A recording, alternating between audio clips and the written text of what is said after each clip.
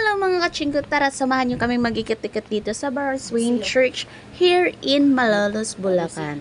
This is the museum here and pwede kayong umikot dito, may oras nga lang. After nyo mag-church, pwede kayong umikot dito sa loob and then dito nyo makikita lahat ng history before, kung paano natatag din tong at paano to naging Kalayaan Church, kung paano to natawag na Kalayaan Church. So, dito nyo malalaman lahat. And then, I'm so excited kasi first time kong pumasok dito. And then, ito yung mga unang kabanata na part ng museum. So, dito natin nga makikita kung paano yung mga hero natin, kung paano pinaglaban natin o yung mga traditional na ng bansa natin.